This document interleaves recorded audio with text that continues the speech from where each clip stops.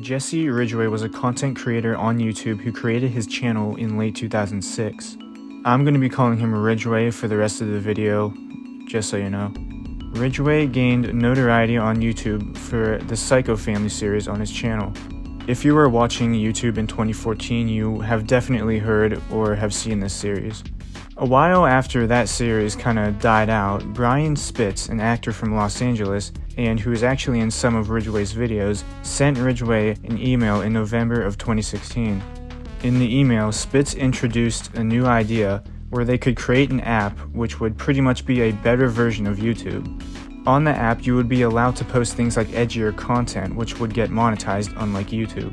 Because, YouTube doesn't like this kind of content anymore. After they discussed this new idea for a while, they created a plan where Ridgeway would be the lead financer and Spitz would be the software engineer for the platform.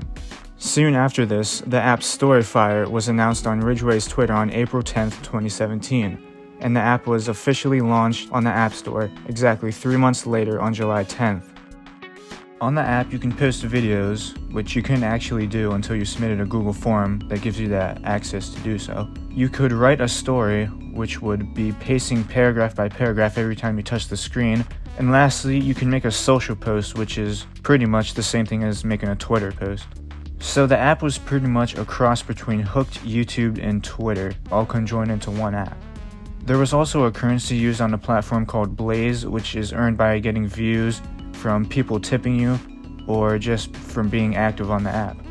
In the beginning, a lot of people actually saw the potential in this app, as it would give creators a lot more ideas and stuff like that, since the rules were a lot less stricter than YouTube, and you can actually get monetized for posting, edgier content. So people really liked the idea of this app. But the app had a very slow growth for the first 3 years of its existence, so there's not really much to talk about in that first 3 years. But in summer of 2020, it pretty much exploded in popularity. In this time, lots of very popular creators showed interest and joined the platform. And creators like Xbox Addictions and Leafy is here actually joined StoryFire after they were terminated by YouTube. They may have done this for a way to get, a better following and actually get monetized for posting the stuff that they did on YouTube, which they got terminated for. And throughout the remainder of 2020, the app seemed to be going very well. More people were joining, more and more videos were being uploaded by bigger creators. Some creators were even making entire series of videos that they would just post on StoryFire, some even being StoryFire exclusive. But despite the boost in popularity that the site has received, on January 24th, 2021, Ridgeway announced on his Twitter that the platform would be shutting down on February 1st. In the tweet, he says a lack of funding and a lack of support caused his decision to shut down the platform. So he pretty much just could not keep up with the success that the app was getting financially. In a YouTube video uploaded to his channel in the same day, he elaborated further on this. In the video, he claimed that despite putting millions of dollars of his own money into StoryFire, Spitz never gave up a fair value of equity in return. And, this obviously is not good, so it created further problems for the app. So during the rest of January, creators made videos saying goodbye to the platform. But actually, somehow Ridgeway managed to clutch through this. On February 1st, the date that the app was supposed to shut down, Ridgeway announced that he had gained the support to continue StoryFire.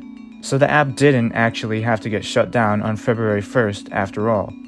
And the fact that this announcement that StoryFire was actually being revived for a whole nother year came so sudden, some people actually believe that this is some sort of publicity stunt done by Ridgeway. Me personally, I'm kind of 50-50 on yes it is a publicity stunt and no it's not.